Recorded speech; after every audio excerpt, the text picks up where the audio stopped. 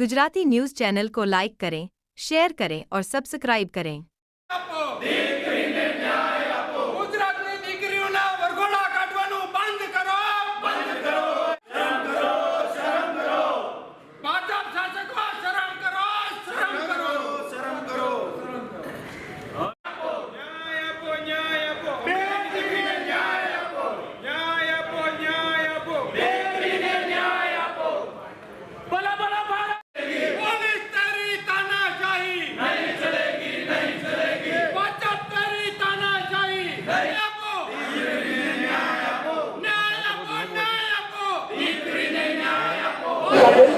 આજે ગુજરાતમાં સરઘસો અને વરઘોડા કાઢવાની જે પ્રથા પડી છે એને લઈ અને એક આવેદનપત્ર આપવામાં ગુજરાતની અસ્મિતા ગણાય એવી સ્ત્રી શક્તિને જાહેરમાં સરઘસ કાઢી અને રાત્રે 12 વાગે ઘરેથી ઉઠાવી જોઈએ, આ ક્યાંનો ન્યાય? જો માનનીય હર્ષભાઈ સંઘવી સુપ્રીમ કોર્ટના ન્યાયને માનતા હોય અને સુપ્રીમ કોર્ટની ગાઈડલાઇનને માનતા હોય તો ખરેખર સુપ્રીમ કોર્ટે જ એવા ઘણી જ ગાઈડલાઇન આપી છે કે કોઈ પણ બુટલેગર હોય ચાહે કોઈ પણ આરોપી હોય એમનું સરઘસ કે વરઘોડો કાઢી શકાતો નથી. તો એ ગાઈડલાઇનનો ભંગ કરી અને કોર્ટ ઓફ કન્ટેમ્પ કરી રહ્યા છે હર્ષભાઈ સંઘવી અને એનું ગૃહ મંત્રાલય અને ગૃહ મંત્રાલયની પોલીસ. આ તમામ દોષિત છે, એમનું પણ ખરેખર વરઘોડો કાઢવાની જરૂર છે. આ બાબતે હર્ષભાઈ સંઘવી કોઈ કાર્યવાહી કરશે કે કેમ, અથવા તો હર્ષભાઈ સંઘવી પોતે જ કન્ટેમ્પ ઓફ કોર્ટ કરી રહ્યા છે તો આ બાબતે શું મોટો કોઈ પગલાં હાઈકોર્ટ કે સુપ્રીમ કોર્ટ લેશે કે કેમ, આ પ્રશ્ન એક ચર્ચાનો વિષય રહ્યો.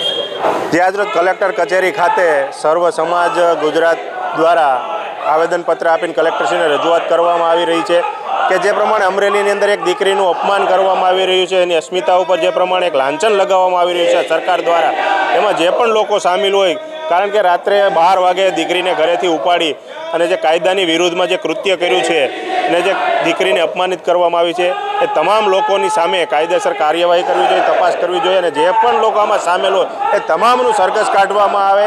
અને ખાસ કરી અને દીકરી જે ઓફિસની અંદર કામ કરતી હતી અને દીકરીને જે પ્રમાણે આરોપી બતાવવામાં આવી છે તો અમારે સરકારને પણ પૂછવાનું કે તમારા કોઈપણ ડિપાર્ટમેન્ટની અંદર કોઈપણ અધિકારી કે કોઈપણ વ્યક્તિ પકડાય છે લાંચ લેવામાં કે કોઈપણ કૌભાંડની અંદર તો શું એની સાથે તમે મિનિસ્ટરને પણ આરોપી બનાવો છો ખરા?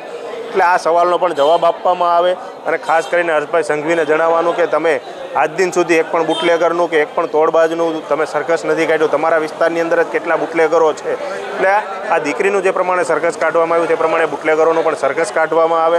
અને સૌથી આપ જ્યારે બેટી બચાવો બેટી પઢાઓની વાત કરતા હોય તો આ દીકરીની માફી માંગવામાં આવે સરકાર દ્વારા, એવી માંગણી સાથે આજે કલેક્ટરશ્રીને અમે રજૂઆત કરવા આવેલા છે. મારું નામ પિનલબેન રાદડિયા છે, હું સુરતથી છું. International human rights south Gujarat president છું. લક્ષ ફાઉન્ડેશન ચેરિટેબલ ટ્રસ્ટની પ્રમુખ પદે છું અને સર્વ સમાજ સેનાની મહિલા ગુજરાત પ્રમુખ છું. અમરેલી જિલ્લામાં જે ઘટના બની એક મહિલા સાથે, કઈ રીતે આખી ઘટના બની હતી ને અત્યારે સુરત કલેક્ટરને આવેદનપત્ર આપી?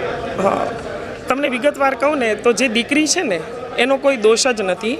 દીકરી એક જગ્યાએ નોકરી કરે છે, ભાજપના અંદરો-અંદર નેતાઓના કોઈ વિવાદના લીધે આ લોકોએ દીકરીને ખાલી એટલું જ કામ સોંપેલું છે કે તું ટાઈપિંગ કરી આપ. દીકરીને કશી ખબર જ નથી અને દીકરી નિર્દોષ ભાવે નોકરી કરતી હોવાથી ત્યાં એને ટાઈપિંગ કરી આપ્યું છે.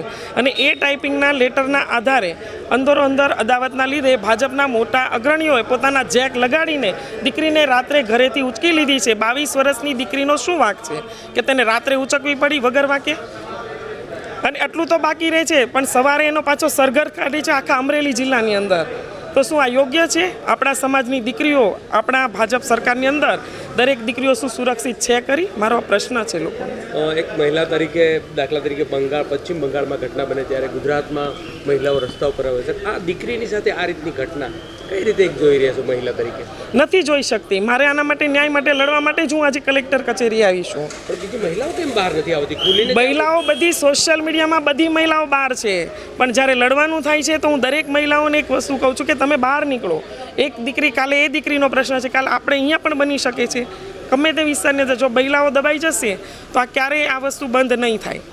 અને ભાજપ કે કોઈ પણ સરકાર, એવું ભાજપની સરકાર નથી પણ કોઈ પણ સરકારની અંદર પોતાનો દબદબો ચલાવશે. યોગેશભાઈ દિયોરા, સમસ્ત પાટીદાર સમાજ સુરત. અમે અહીં કલેક્ટર કચેરી આજે અમરેલીમાં જે ઘટના બની છે, આજે અમારા સમાજની એક દીકરીની સરા જાહેર આબરૂ જે લૂંટવામાં આવી છે એના વિરોધમાં અમે આવેદનપત્ર દેવા આવ્યા છીએ.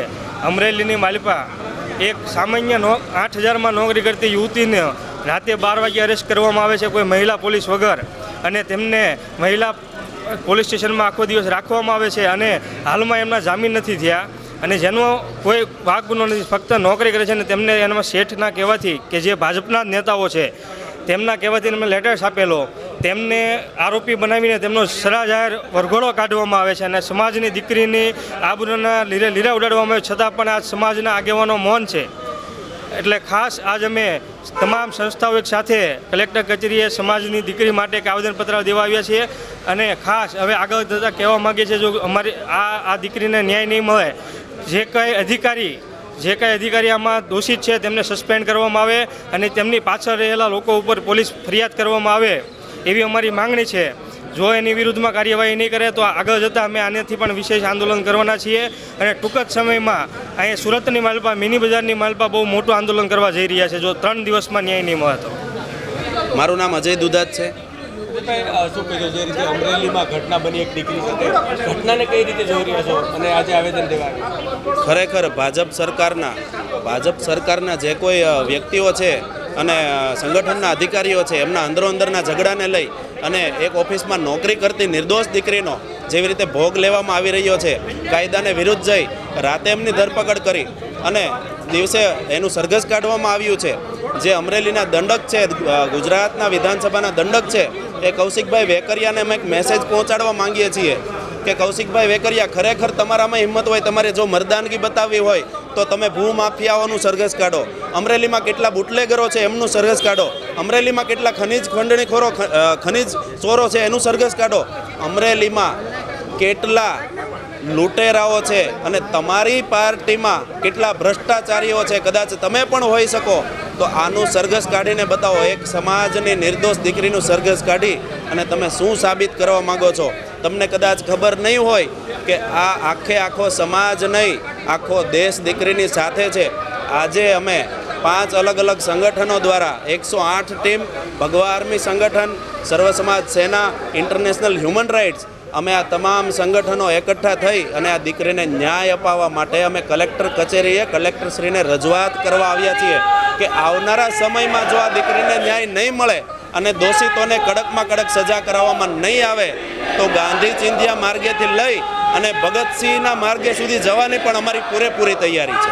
રિપોર્ટર અરવિંદ રાઠોડ, સુરત.